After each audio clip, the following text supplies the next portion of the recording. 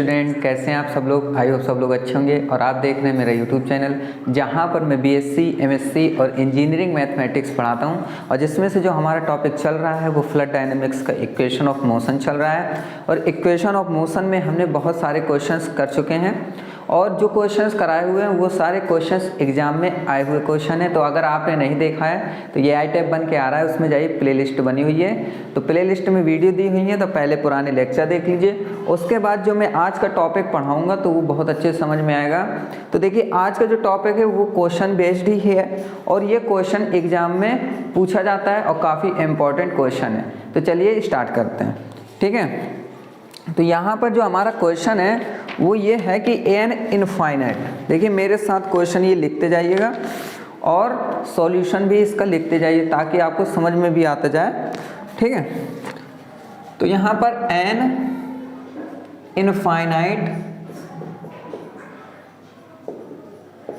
Infinite mass of fluid is acted on by a force mu r is to power minus 3/2 per unit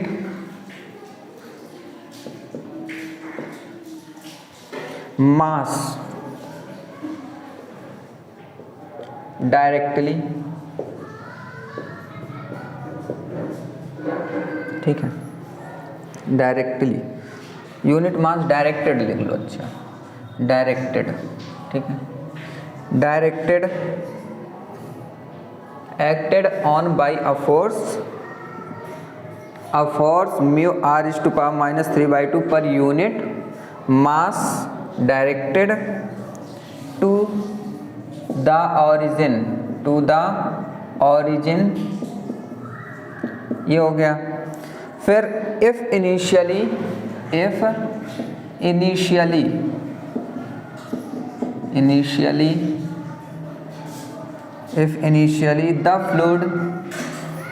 the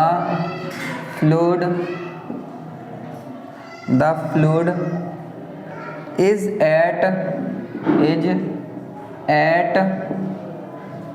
at rest, ठीक है, rest and there is a cavity, rest and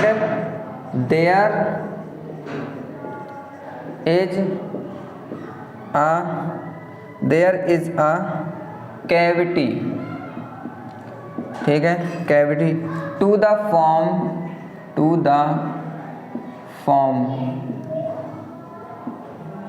ठीक है, to the form of the sphere,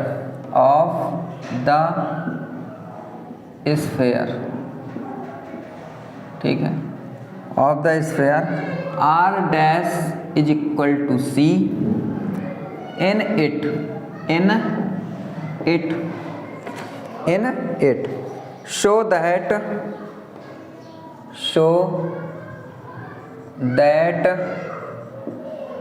show that the cavity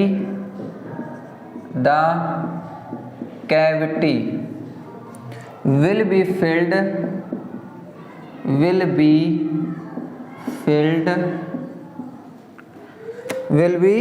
filled up after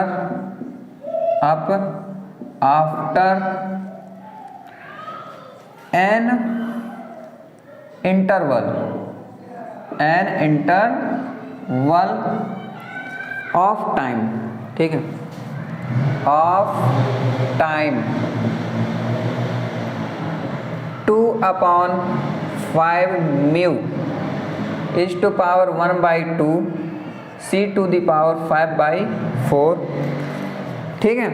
तो देखिए ये question है हमारा, काफ़ी बड़ा क्वेश्चन है ना।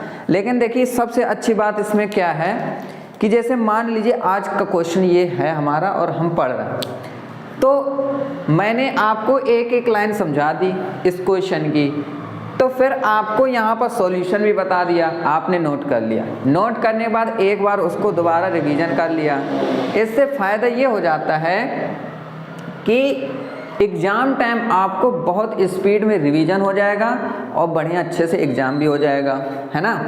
और ये है कि जैसे मान लीजिए आप जैसे एमएससी में पढ़ रहे हैं या इंजीनियरिंग कॉलेज कर रहे हो, कोई भी हो, तो आप मुझे एक बार कमेंट करके ज़रूर बता दीजिएगा कि मैं इस सेमेस्टर में पढ़ रहा हूँ और मुझे ये टॉपिक पढ़ना है। कहने का मतलब है कि जैसे फ्लड डायनेमिक्स में मान लीजिए कि कोई ऐसा टॉपिक है जो मैंने नहीं पढ़ाया है और वो गलती से छूट गया, ठीक है, तो मैं आपको दोबारा कोई एक वीडियो बनाकर उसको भी मैं अपलोड कर दूंगा, तो जिससे कि आपको समझ में आ जाएगा। और या फिर आप ऐसा है कि जैसे मान लीजिए आप एमएससी थर्ड सेमेस्टर में पढ़ रहे हो, तो एमएससी थर्ड सेमेस्टर में 5 बुक्स होती हैं।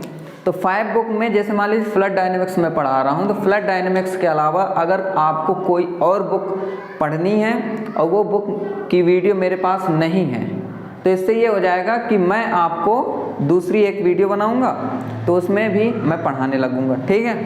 तो ऐसे हमारा चलता जाएगा, ठीक। जिससे ये पता चल जाता है ना कि कितने ऐसे लोग हैं जो इस वीडियो को पढ़ना चाहते हैं, मतलब कि इस सब्जेक्ट से पढ़ना चाहते हैं, इस टॉपिक को पढ़ना चाहते हैं। उस हिसाब से फिर मैं वीडियो बनाता रहूँगा। तो यहाँ पर जैसे an infinite mass of fluid is acted, इसको समझते हैं कि an infinite mass of fluid is acted on by a force mu R is to power -3/2 पर यूनिट मास। मतलब कहने का है कि एक मेरे पास फ्लड है, फ्लड हमारा इनफाइनाइट मास का है और यहाँ पर जो फोर्स लग रहा है वो पर यूनिट लग रहा है कितना, mu R is to power -3/2। फिर कह रहे हैं कि डायरेक्टेड टू द ओरिजिन, कहाँ पर फोर्स लग रहा है, सीधे ओरिजिन पर फोर्स लग रहा है। If initially the fluid is at rest and there is a cavity to the form of the sphere r dash is equal to c, and it show that the cavity will be filled up after an interval of time, ये ठीक है। तो कहने का मतलब यहाँ पर ये है कि कोई कैविटी है, वो कैविटी को फिल कर रहा है। कितना फिल कर रहा है वो, इतना कि r dash is equal to c के इक्वल फिल कर रहा है। तो दिखाना है कि ये इतने टाइम के इंटरवल में कितनी कैविटी फिल करेगा, तो ये इतनी कैविटी फिल कर रहा है। इसको हमें प्रूफ करके दिखाना है, ठीक है। तो चलिए स्टार्ट करते हैं। तो देखिए अब इसको कैसे सॉल्व करना है वो सब चीज़ें देखते जाइए अब, ठीक है। तो यहाँ पर सबसे पहले मैं करने वाला हूँ कि यहाँ पर सबसे पहले आप वेलोसिटी देखिए। वेलोसिटी हम क्या लेंगे, वेलोसिटी लेने के बाद हम यहाँ पर फोर्स क्या होगा, है ना, और रेडियस डिस्टेंस क्या होगा, ठीक है। रेडियस जो होगी वही डिस्टेंस होगी, ठीक। तो लिख लूँगा द वेलोसिटी ऑफ फ्लूइड, ठीक है, fluid v dash and the pressure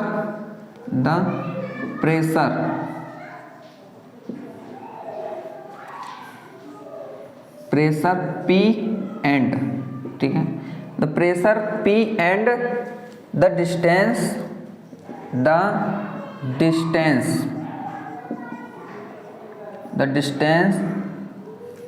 है ना, द डिस्टेंस r डैश, ठीक, इन एट टाइम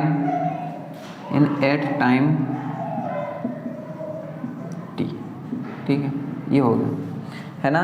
तो हमने ये मान लिया कि एक डिस्टेंस है हमारा, जो r डैश है वो ओरिजिन से होता है ना, ओरिजिन से कहाँ तक की, सरकमफ्रेंस तक की जो डिस्टेंस होती है उसे ही रेडियस बोलते हैं और r बोलते हैं। इसके बाद यहाँ पर P प्रेशर हो जाएगा, है कि नहीं। अब फिर n एक टाइम है t टाइम पर, और लिख लेंगे देन इक्वेशन ऑफ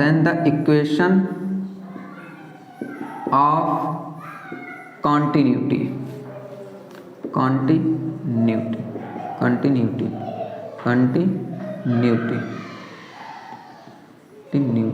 ठीक है।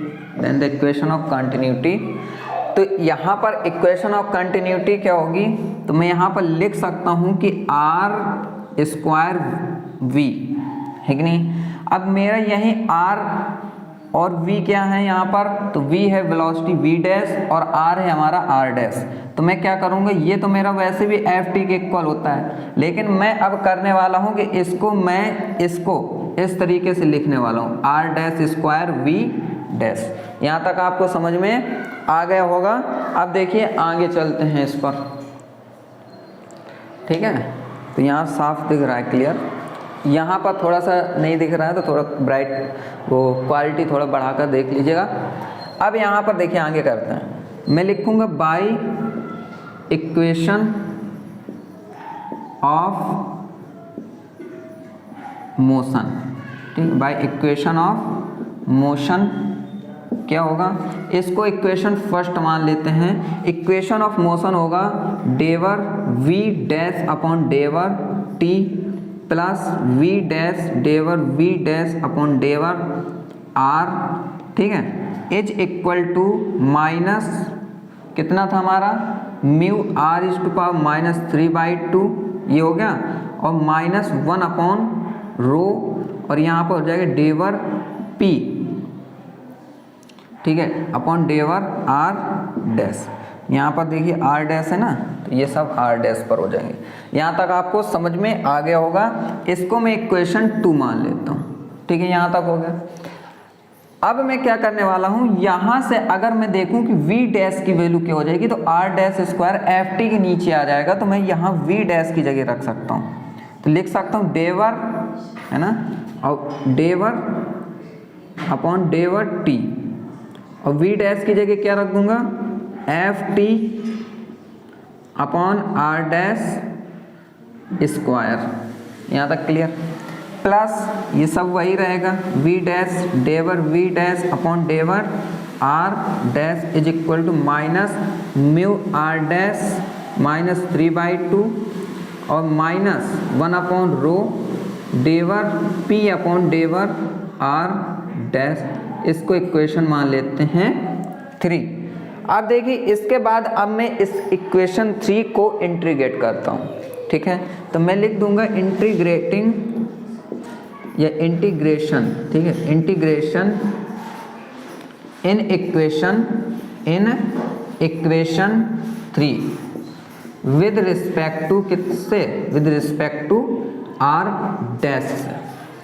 तो अब r डैश से जब हम इंटीग्रेशन करते हैं इसका तो क्या होगा, तो आप देखेंगे तो ये तो वही रहेगा r डैश स्क्वायर का हो जाएगा।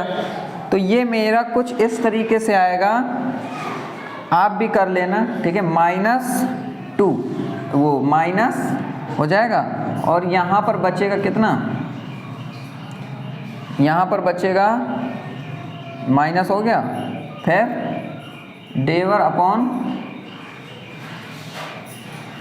ये ऐसे इसका इंटीग्रेशन होगा तो ये हो जाएगा -1 अपॉन आर डैश, और ये हो जाएगा डेवर एफ डैश टी, वो एफ टी अपॉन डेवर टी, है ना, ये हो जाएगा। तो ऐसा कर लिया हमने। प्लस इसको करेंगे तो v डैश स्क्वायर बाई 2, क्योंकि देखो जब हम इंटीग्रेशन r से कर रहे हैं तो ये वैसे भी डेरिवेटिव है, तो ये तो कट जाएगा, तो ये बचेगा v डैश डेवर v डैश, तो इसका इंटीग्रेशन हो जाएगा v dash square by 2 is equal to, इसका कितना हो जाएगा, तो माइनस म्यू, है ना, और ये हो जाएगा r डैश, इसमें +1 हो जाएगा तो ये हो जाएगा -1/2, क्लियर है, -1/2 हो जाएगा, और इतना ही डिवाइड नीचे हो जाएगा हमारा, है ना। तो ये हो जाएगा हमारा कितना, ये हो गया, और इतना ही, तो ये यहाँ पर 2 लग जाएगा हमारा, ठीक है, यहाँ पर कितना लग जाएगा 2 लग जाएगा, और ये हो जाएगा प्लस का, और ये कितना हो जाएगा माइनस ये, तो ये हो जाएगा हमारा कितना, ये हो जाएगा p, ये p अपॉन डेवर पी, तो पी अपॉन रो, ठीक है, ये हो जाएगा। अब प्लस यहाँ पर मैं ए कर दे रहा हूँ, यहाँ तक क्लियर। अब देखिए इसको -1 अपॉन आर डैश, और इसका अगर मैं डेरिवेटिव करता हूँ तो ये हो जाएगा F dash T plus we dash square by 2 is equal to 2 mu, और ये हो जाएगा आर डैश 1 अपॉन 2 हो जाएगा, और माइनस ये हो जाएगा पी अपॉन रो प्लस ए। इसको इक्वेशन में मान लेता हूँ 4, ठीक है। अब यहाँ पर लिखते हैं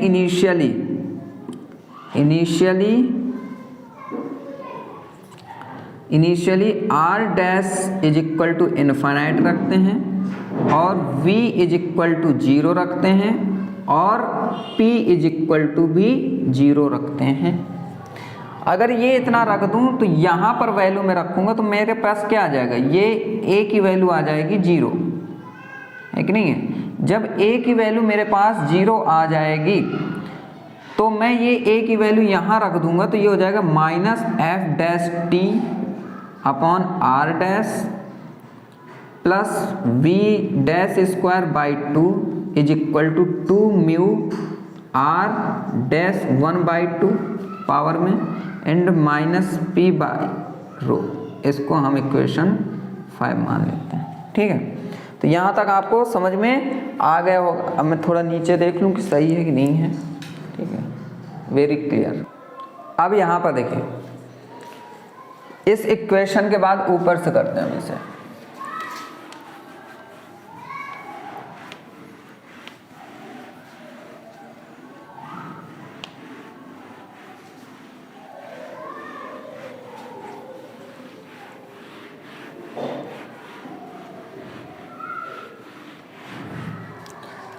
अब यहाँ पर मैं फिर से लिखने वाला हूँ इनिशियली, ठीक है।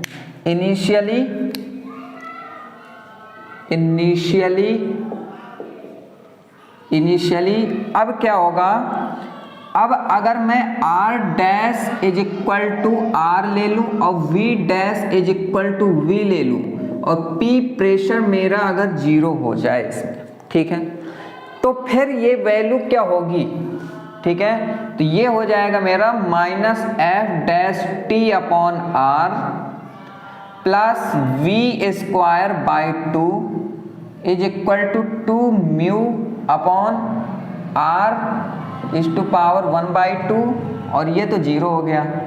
इसको इक्वेशन में मान लेता हूँ 6 नंबर, ठीक है। यहाँ तक होने के बाद अब देखिए क्या करेंगे, यहाँ पर मेरे पास एफ डैश टी की वैल्यू नहीं है, तो एफ डैश टी की वैल्यू मुझे चाहिए, तो मैं कैसे रख सकता हूँ, तो मैं यहाँ पर जानता हूँ इक्वेशन फर्स्ट से कि मेरे पास r square v is equal to f t है। अगर मेरे पास r square v is equal to f t है तो मैं इसका डिफ्रेंशिएट करा देता हूँ विद रिस्पेक्ट टू टी, तो ये हो जाएगा मेरा, इसको फर्स्ट मान लेंगे कि फर्स्ट ऐसे ही, और इसका डेरिवेटिव, ठीक है, और किसके रिस्पेक्ट में, टी के रिस्पेक्ट में, फिर प्लस, फिर क्या हो जाएगा, ये इस तरीके से इसका करेंगे तो ये हो जाएगा 2 आगे आ जाएगा आर, और डेवर आर अपॉन डेवर टी हो जाएगा, और is equal to F dash T, ठीक है। अब मैं एफ डैश टी की वैल्यू रख दे रहा हूँ यहाँ पर, तो मैं इसको इक्वेशन 7 लिख देता हूँ और लिख दूंगा पुटिंग द वैल्यू ऑफ, या putting the value of 7 in equation 6, ठीक है। तो यहाँ लिख देते हैं पुटिंग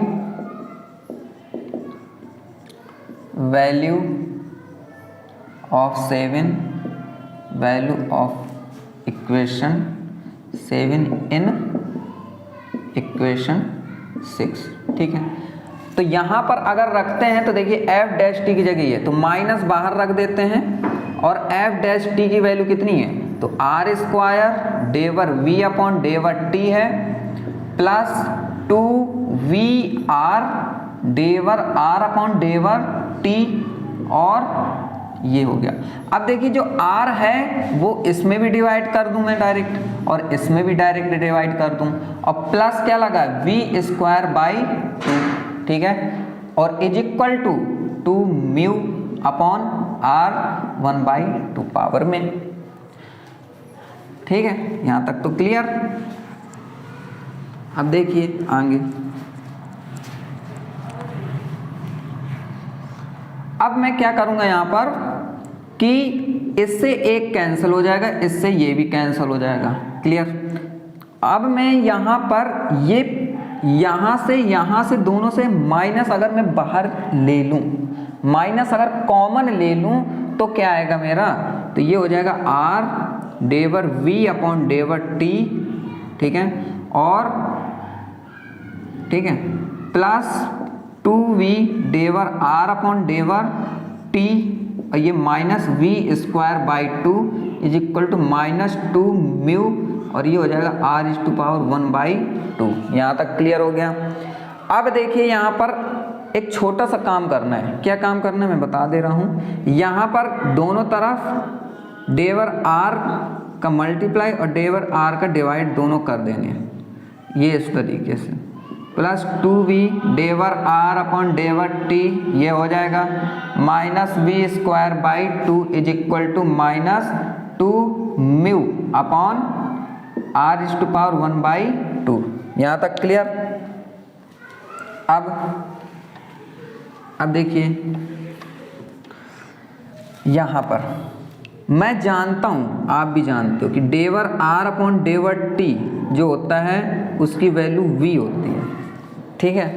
अगर ऐसा है कि डेवर r अपॉन डेवर t की वैल्यू v होती है, तो जहाँ जहाँ डेवर r अपॉन डेवर t है वहाँ वहाँ मैं v रख दे रहा हूँ, तो ये v हो जाएगा, तो ये हो जाएगा r और ये v और डेवर v अपॉन डेवर r, फिर प्लस ये तो v हो जाएगा, तो क्या हो जाएगा 2v square minus v square by 2 is equal to, ये वही रहेगा 2 म्यू अपॉन r 1/2, ठीक।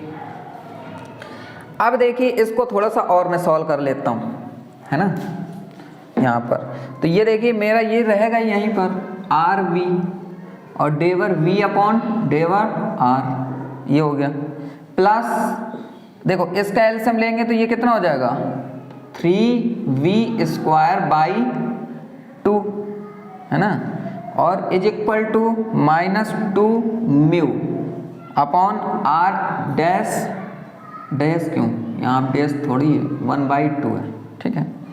अब इतना करने के बाद यहाँ पर अब हम करेंगे क्या, एक छोटा सा काम करेंगे। यहाँ पर हर जगह, ठीक है, दोनों तरफ हमें मल्टीप्लाई करवाना है, ठीक है। तो मैं लिख दूंगा मल्टीप्लाई मल्टीप्लाई मल्टीप्लाई कितना 2r स्क्वायर dr, ठीक है, 2r square dr both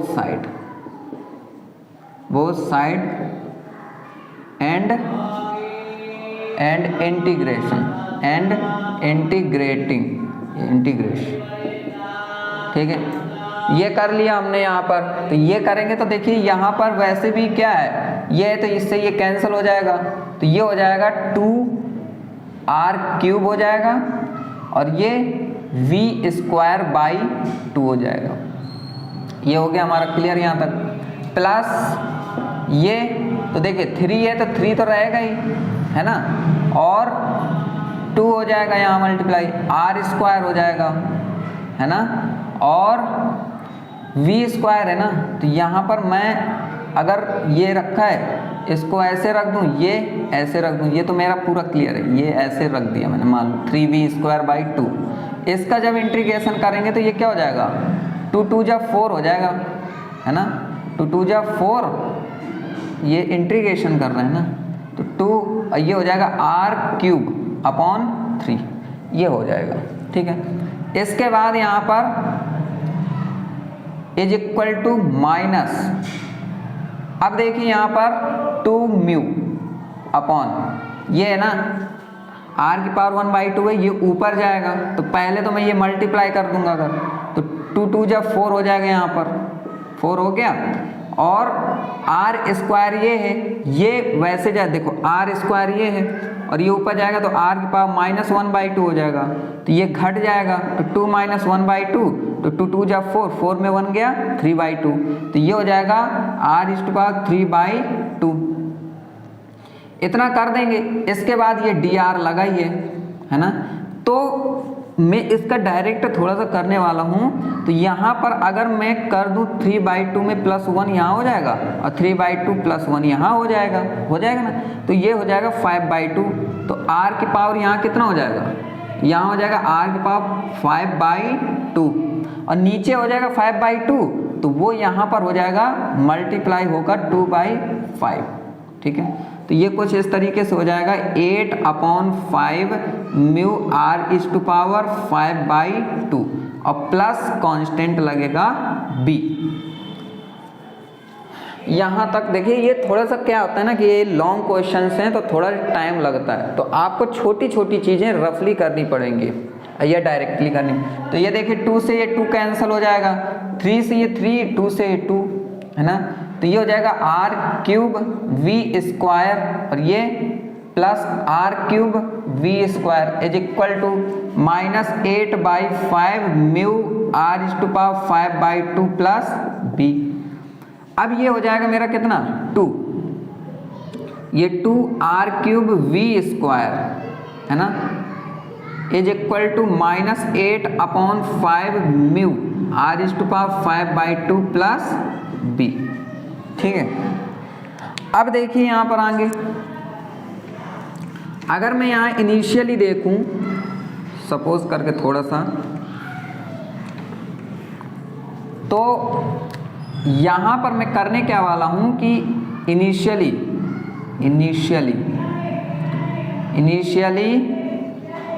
r जो हो जाएगा वो मेरा 0 हो जाएगा और v भी 0, r 0 नहीं v पर 0 करते हैं यहाँ पर।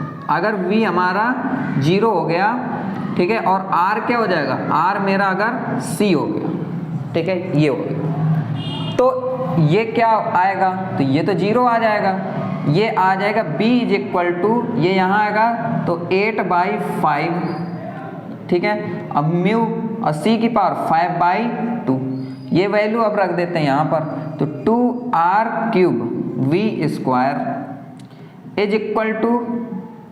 -8/5 mu r⁵ 5/2 plus 8/5 mu c⁵ 5/2। इसको इक्वेशन मान लेते हैं हम, कौन सा, यहाँ पर कितना था हमारा इक्वेशन चल रहा था 6 7 तक हो गया था, इसको इक्वेशन मान लेते हैं 8। ठीक है, अब देखिए इसके बाद अब हम क्या करने वाले हैं यहाँ पर। ठीक है, तो मैं यहाँ पर छोटी सी अभी एक मिस्टेक करने वाला हूँ, छोटा सा मिस्टेक करूँगा जो आपको भी नहीं समझ में आएगा, हमें भी नहीं समझ में आएगा। ठीक है, कोई दिक्कत नहीं है, मिस्टेक नहीं करेंगे हम। यहाँ पर करने वाले हैं यहाँ पर कि 2r³ v², ठीक है, और ये 8/5 कॉमन ले लेंगे और म्यू कॉमन ले लेंगे। ठीक है, और हम यहाँ पर देखेंगे और माइनस भी ले लें क्या कॉमन, चलो माइनस भी कॉमन ले लेते हैं। ठीक है, माइनस कॉमन ले लिया, ये ले लिया, तो ये आ जाएगा मेरा कितना r⁵ 5/2 और माइनस c⁵ 5/2। इतना करने के बाद अब देखिए यहाँ पर, ठीक है, अब यहाँ पर आगे करते हैं इसको।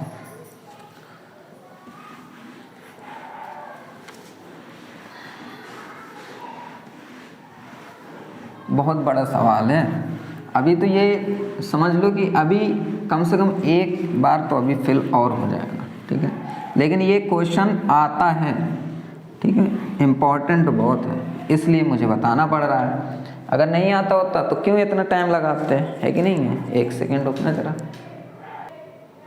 अब देखिए यहाँ पर आगे करते हैं कि जैसे ये 2 लिखा हुआ है कि नहीं है, अब मैं इस 2 को निगलेक्ट कर देता हूँ, ठीक है। निगलेक्ट कर दूंगा तो ये क्या हो जाएगा, आर क्यूब वी स्क्वायर बराबर -8/5 म्यू, और ये ब्रैकेट में r⁵5/2 -c⁵5/2। इतना करने के बाद अब आप v square is equal to कह सकते हो -8/5 म्यू, और ये हो जाएगा r⁵5/2 -c⁵5/2 upon r cube, ठीक है। इतना करने के बाद v इज इक्वल टू क्या आएगा, ये आएगा रूट में, है ना, ये आएगा हमारा रूट में। तो रूट में आएगा तो चलो रूट में रख देते हैं इसको, ये, और ये प्लस माइनस के साथ आएगा -8/5 म्यू। अब मैं क्या करने वाला हूँ, ये जो माइनस है ना, ये अंदर मल्टीप्लाई करने वाला हूँ, तो ये हो जाएगा c⁵5/2 -r⁵5/2, और ये नीचे r क्यूब, ठीक। अब यहाँ पर मैं यहाँ पर लूँगा क्या, टेकिंग निगेटिव साइन, ठीक है। अगर मैं निगेटिव साइन लूँ तो v इज इक्वल टू क्या आएगा, -√8/5 म्यू, और ये हो जाएगा c⁵5/2 -r⁵5/2 upon r cube.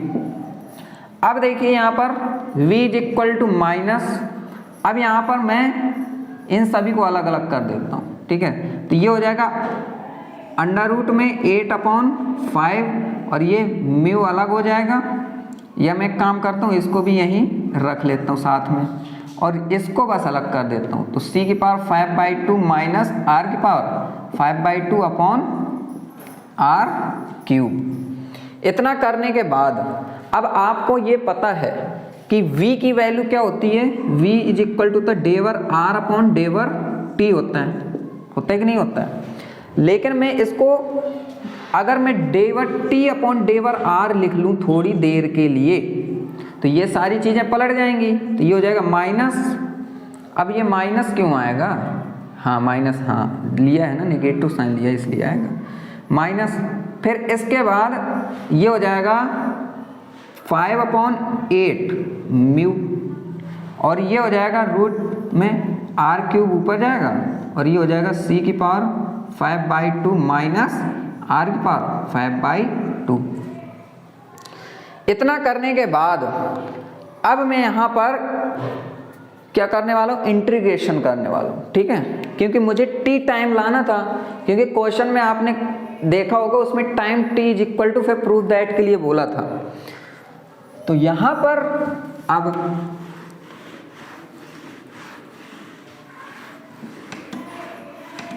अब यहाँ पर क्या होगा कि अगर इंटीग्रेशन, इसको इक्वेशन में लिख लेता हूँ 9, ठीक है, और लिख देता हूँ इंटीग्रेशन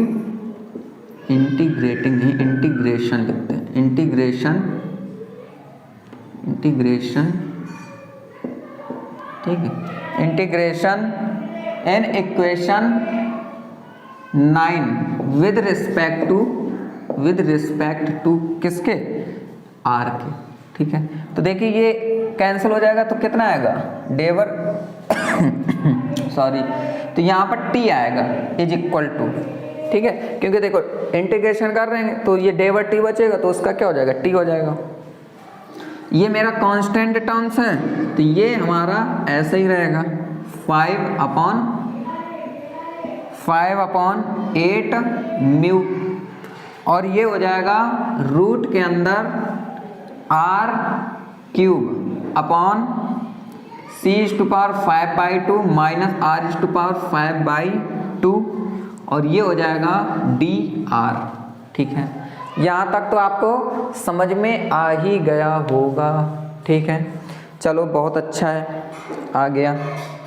अब इसके बाद हम यहाँ पर कुछ चीज़ें लेंगे कि r⁵5/2 हम लिख लेंगे इफ, ठीक है, if r⁵5/2 is equal to c⁵5/2 sine theta, अगर ये हम मान लें साइन स्क्वायर थीटा, ठीक है, ये हम मानेंगे, ठीक है।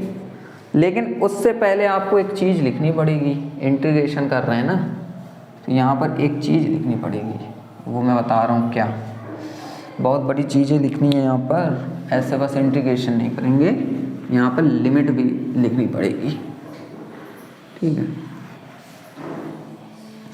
तो यहाँ पर लिमिट कैसे लिखनी है कि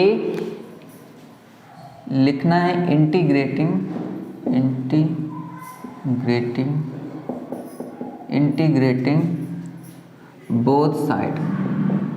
बोथ साइड, ठीक है, with respect to r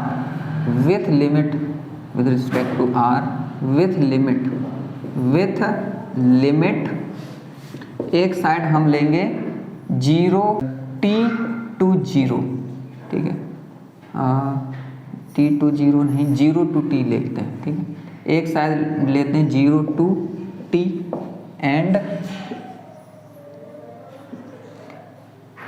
and एक साइड लेते हैं कितना, एक साइड लेते हैं c to 0, ठीक है। एक साइड 0 to t और एक साइड c to 0, ये ऐसा लेते हैं हम, ठीक है। तो यहाँ पर अगर इंटीग्रेशन लेंगे तो ये हो जाएगा हमारा t आएगा ये, ठीक है। और ये अगर t आ गया मान लो हमारा, इसमें ये कांस्टेंट है -√5/8 म्यू, फिर इंटीग्रेशन आएगा, फिर यहाँ आएगा कितना c to 0, ठीक है।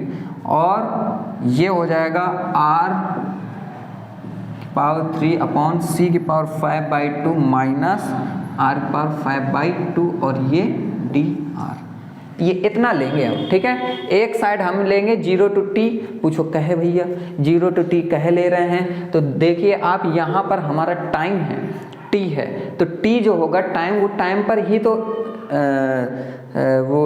ही तो चलेगा ना, ठीक है। इसलिए ये क्या है, ये जो लिमिट लगेगी इसकी वो कितनी लगेगी, 0 से t लगेगी, है कि नहीं है, कि यहाँ पर टाइम जो वेरी करेगा वो टाइम पर ही चलेगा। और ये जो है ये क्या है, ये हमारा c to 0 है, ठीक है, ये क्योंकि डिस्टेंस है ना। तो अब यहाँ पर ये अब वैल्यू मानेंगे कि अगर मेरे पास r⁵/2 बराबर मैं लिख देता हूँ c⁵/2 sin स्क्वायर थीटा, तो इसका हमें क्या करना है, डिफ्रेंशिएट करना है विद रिस्पेक्ट टू थीटा, ठीक है। अगर विद रिस्पेक्ट टू थीटा करते हैं तो ये कितना हो जाएगा 5/2 है ना, और 5/2 कर दें तो ये कितना हो जाएगा, 1 घट जाएगा, तो ये हो जाएगा r⁵/3/2, ठीक है। थीटा के रिस्पेक्ट में नहीं करते हैं, ये करते हैं हम r के रिस्पेक्ट में, ये हो गया =, ये हमारा वही रहेगा इसको, तो ये 2 sin थीटा, ठीक है, 2 sin थीटा, फिर sin थीटा का क्या हो जाएगा cos थीटा, ये पहले स्क्वायर वाला सॉल्व होता है, चैन रूल जानते हो गए आप। फिर यहाँ पर क्या हो जाएगा d⁵/dr, फिर थीटा का होगा। अब यहाँ पर अगर मैं क्रॉस मल्टीप्लाई कर दूं तो मेरा dr यहाँ आ जाएगा, तो dr = कितना हो जाएगा 2, यहाँ जाएगा तो 2 2 जा 4/5, और यहाँ c, ठीक है, c 5/2 sin थीटा और cos थीटा, और ये d थीटा। तो मेरे पास dr की वैल्यू आ गई। अब मैं dr की वैल्यू यहाँ रख देता हूँ, है ना, तो dr की वैल्यू रखते हैं अभी, पहले dr की वैल्यू रखते हैं, तो ये हो जाएगा t =−√5/8 म्यू, फिर c to 0। अभी लिमिट भी चेंज करनी पड़ेगी यार भैया, तो देखो लिमिट कैसे चेंज कर, जब c की वैल्यू, जब r की वैल्यू c हो, ठीक है, तो कितना आएगा, अगर जब r की जगह में c रख दूं तो c की पावर 5/2 और c की पावर, तो ये यहाँ 1 आएगा और साइन थीटा बराबर 1 आएगा और 1 साइन थीटा में होता है पाई/2 की, तो ये कितना हो जाएगा, ये हो जाएगा पाई/2। और जब 0 रख दें किसकी वैल्यू, इसकी, तो ये 0 तो यहाँ 0 ही रहेगा। फिर यहाँ पर लिमिट चेंज करने के बाद अब ये पूरा रख देते हैं यहाँ पर r की पावर कितनी है, 3 है, तो ये रहेगा ही हमारा, है ना। और यहाँ पर c की पावर कितनी है, 5/2 है, 5/2, c की पावर 5/2 माइनस r की पावर कितनी है, r की पावर 5/2, ये c की पावर 5/2 साइन स्क्वायर थीटा, ये हो गया भैया। इसके बाद dr की वैल्यू कितनी है, dr की वैल्यू 4/5 c⁻5/2 साइन थीटा और कॉस थीटा और ये d थीटा, है ना। dr जब निकाला है तो ये भी तो नीचे आएगा ना, r की पावर 3/2, तो ये हो जाएगा कितना, ये यहाँ r की पावर 3/2। अब देखेंगे इसको अंडर रूट अलग अलग करके, -√5/8 म्यू, लिमिट लगा दो पाई/2 से 0। अब इसको मैं रख दूं तो ये हो जाएगा r की पावर 3/2 और ये क्योंकि देखो अंडर रूट की वैल्यू 1/2 होती है तो 3/2 हो जाएगा और ये इसमें अंडर रूट लगा रहेगा। तो यहाँ से मैं क्या करना चाहता हूँ कि अगर दोनों जगह से मैं निकाल लूँ वैल्यू, ठीक है, ऐसे ये अंडर रूट से बाहर निकालूँ तो c की पावर कितना निकल के आएगा, 5/4 बाहर निकल के आएगा ये, और यहाँ पर बचेगा कितना, ये 5/4 कैसे निकल के आएगा मैं बता रहा हूँ। जैसे मैंने यहाँ से c की पावर 5/2 कॉमन लिया, अब अंडर रूट दोनों में तो ये 1/2 पावर लगेगी तो 1/2 क्या हो जाएगा, 5/4 और ये कितना हो जाएगा, ये हो जाएगा 1 माइनस साइन स्क्वायर थीटा और यहाँ पर इंटू 4/5 और ये कितना हो जाएगा, c की पावर 5/2 और ये sine theta into cos theta और अपॉन r की पावर 3/2 और ये d थीटा। अब r की पावर 3/2 से r की पावर 3/2 कैंसिल हो जाएगा। अब इसको इसके पास ले जाएंगे तो ये माइनस का 5/4 हो जाएगा, ठीक है, और ये 1 minus sine square theta cos square theta और अंडर रूट में तो बाहर कॉस थीटा निकल के आएगा। तो ये बाहर ऐसे हो जाएगा कि 5/8 म्यू और ये पाई/2 से 0, है ना, और ये हो जाएगा हमारा कितना, अभी तो ये करते रहेंगे, ये हो जाएगा c की पावर 5/2 और ये ऊपर जाएगा तो माइनस का 5/4, 4 एलसीएम लेंगे, देखिए 5/2 है माइनस का 5/4 है, एलसीएम ले लिए 4 का तो ये हो जाएगा 10 माइनस 5/4 ही आएगा ये, ठीक है, तो ये कितना आ जाएगा 5/4, तो इसका भी हो गया काम और ये हो जाएगा इंटू 4/5, ये रखा ही है हमारा। अब बचा यहाँ कॉस थीटा से एक कॉस थीटा कट जाएगा तो यहाँ बचेगा कितना, साइन थीटा और डी थीटा, इतना बचेगा। अब इस कांस्टेंट को भी हम बाहर ले आते हैं, बस थोड़ा सा और कंप्लीट हो जाएगा फिर।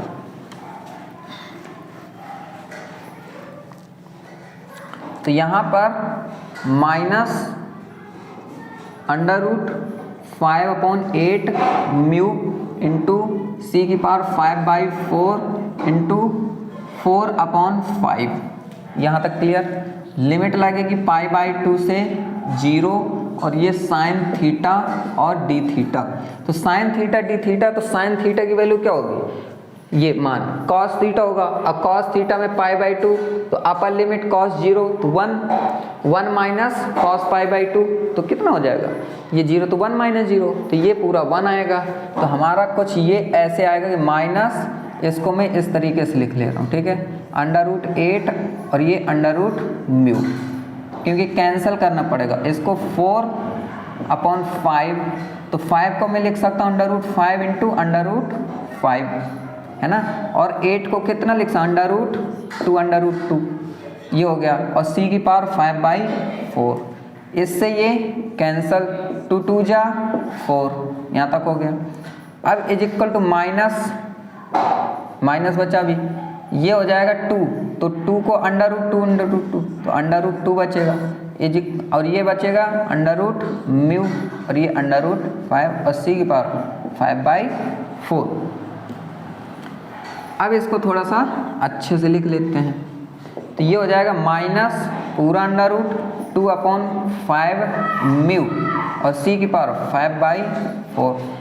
माइनस का कॉस थीटा होता है, वो माइनस माइनस ये प्लस कर देगा, अब पता चल गया, ठीक है। तो ये हमें लेकर आना था, और यही हमारा फाइनल आंसर है। आई विल चेक, ठीक है, ये सही है हमारा, ठीक है। तो हैंस प्रूफ, तो ये हमारा सॉल्यूशन था। तो आई होप आपको समझ में आ गया होगा, और अगर आपको समझ में आया है या फिर अगर आपको कोई डाउट है तो आप मुझे कमेंट कीजिएगा, मैं आपका डाउट क्लियर करने की कोशिश करूंगा। और अगर आपके जो फ्रेंड्स हैं जो पढ़ते हैं उनको भी ये वीडियो शेयर कीजिएगा, जिससे कि वो भी पढ़ सकें। तो चलिए आज के लिए इतना ही, मिलेंगे नेक्स्ट लेक्चर, तब तक के लिए खुश रहिए and thank you very much and good bye.